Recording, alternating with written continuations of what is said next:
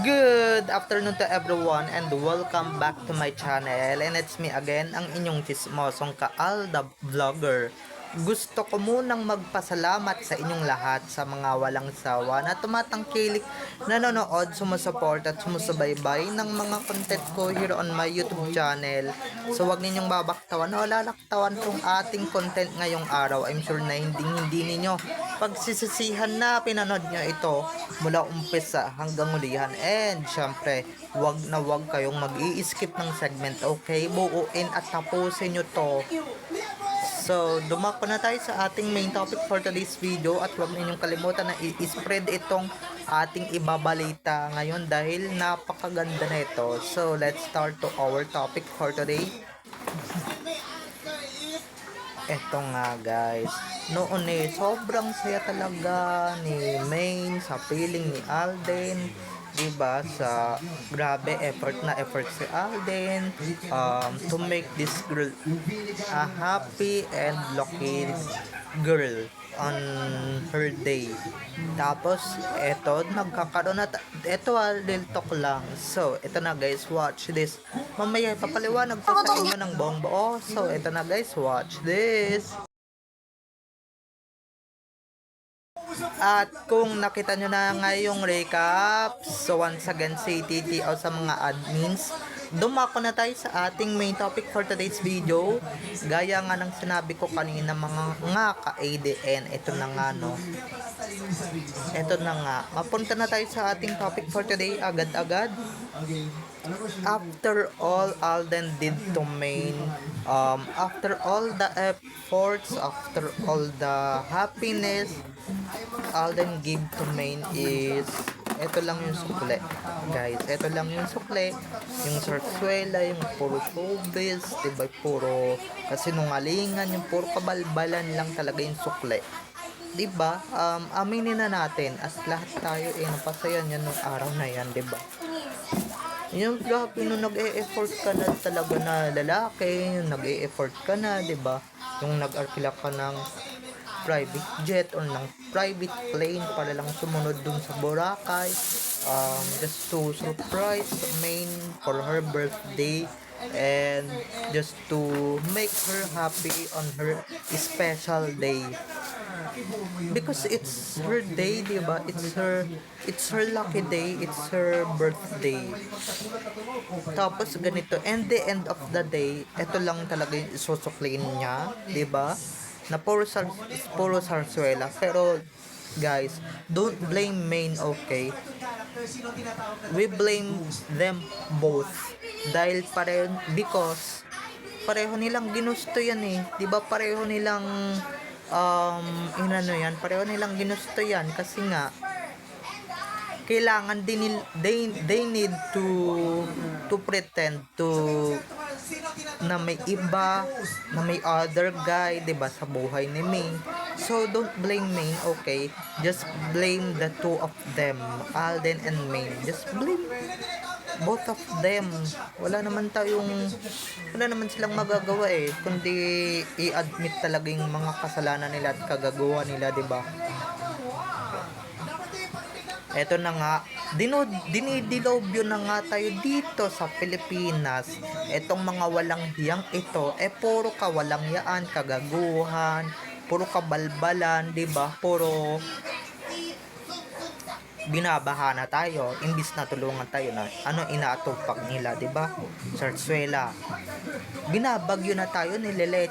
Pinapeste na nga tayo dito sa ating ginagalawan, itong ating Pilipinas na ginagalawan.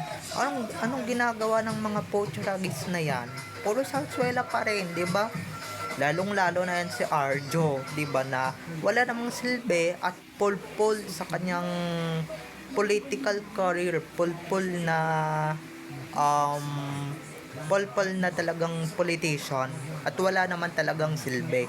So anong tawag diyan, 'di ba? Anong tawag diyan sa mga yan? Inuuna pa nila yung sarsuela kaysa dito, 'di ba?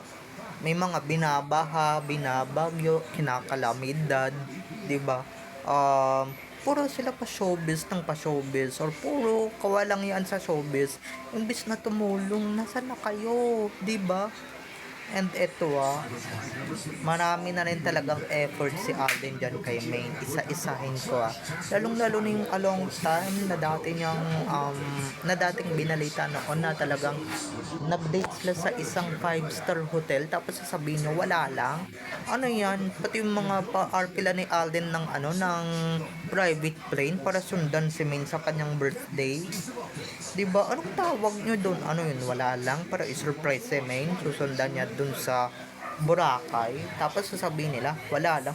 Wow, ang galing. Sobrang galing, 'di ba? Sobrang galing nila talagang magsinungaling, no? Tapos, 'di ba?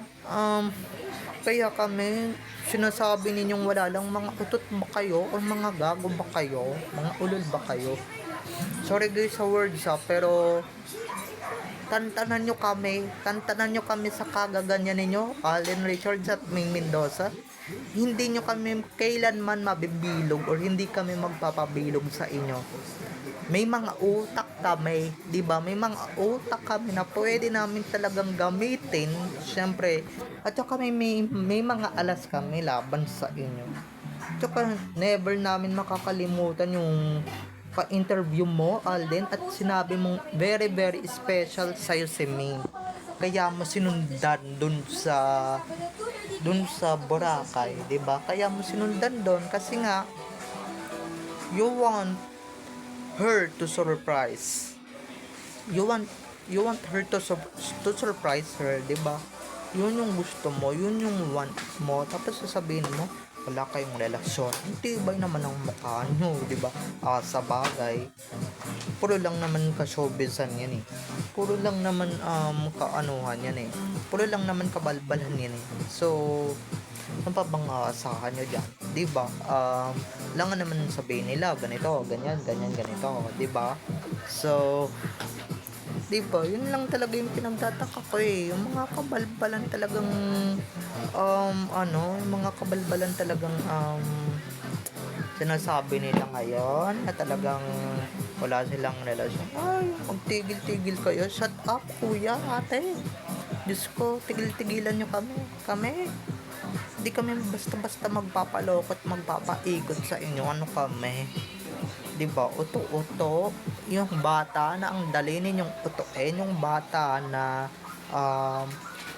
madali ninyong mauto, bigyan nyo lang ng candy, bigyan nyo lang ng ganito, bigyan nyo lang ng ganyan, or ng pera, 'di ba? Akala ninyo mauuto nyo kami, pero hindi naman gumagana yung tactics ninyo, 'di ba? At saka, shout out pala sa mga punong abala dyan sa Sarsuela, no? Tama na, kaka-Sarsuela ninyo. Tama na. May nangyayari ng masama sa Pilipinas. So, binabagyo na tayo. Binabaha. Dinidilubyo na tayo. Diba? Puro yan pa rin talaga yung inuuna ninyo. Puro kabalbalan pa rin talaga yung inuuna ninyo. Diba?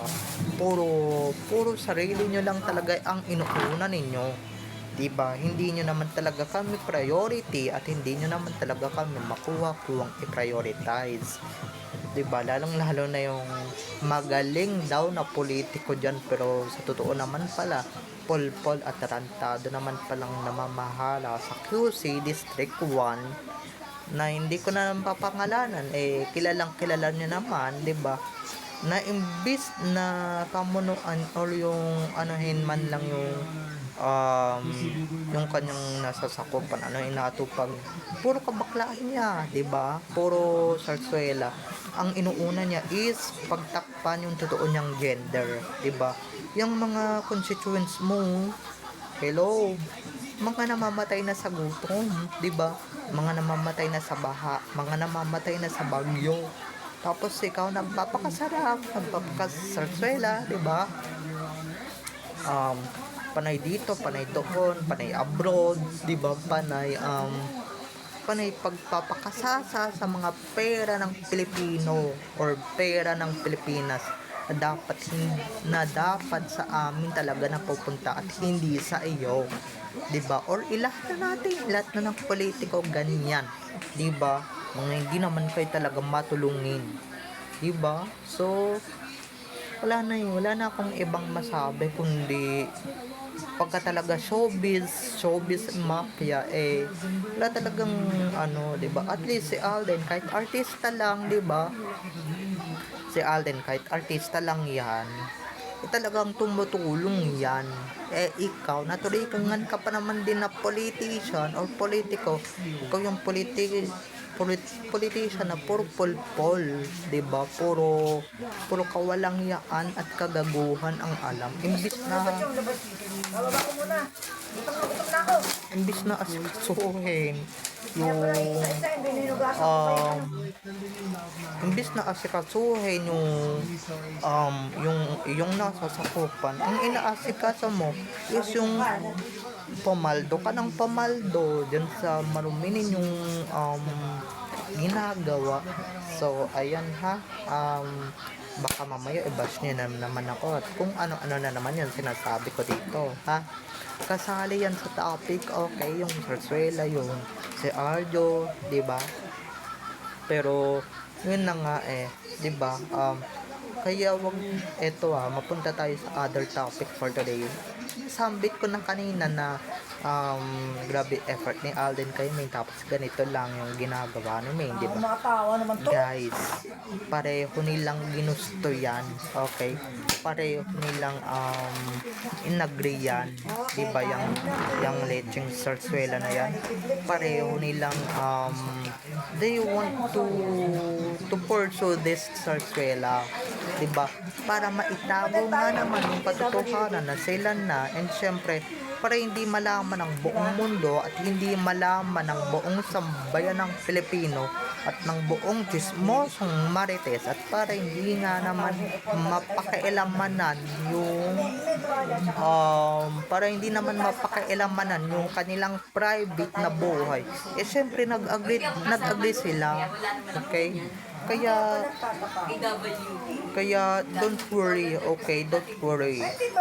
Don't blame Maine, cause Alden may ganyan din siyang pagkakamali, 'di ba? May ganyan din siyang pag-a-agree na talagang Sarsuela. Pumayag din siya, 'di ba? Pumayag siya diyan kay Arjo. So ayan, yan yung kapalit, pero yung pagkakamali lang talaga is yung parang tinutotoo na nung baklang bakulaw na yan, yung Sarsuela, no? Parang tinutotoo na, parang ni Chapuera na si Alden, 'di ba? Yung salitang drama lang, 'di ba? Pero etong si Anumal, tinutotoo na, etong si Arjo, 'di ba? So ayun lang mga ka-ADN, okay? So bye-bye na mga ka-ADN. I love you all. Have a nice day. Keep safe and God bless everyone. Bye-bye. I love you all. Have a nice day. Keep safe and God bless everyone. Bye-bye. I love you all. Enjoy watching. At guys, maisingit ko lang na bago tayo magtapos.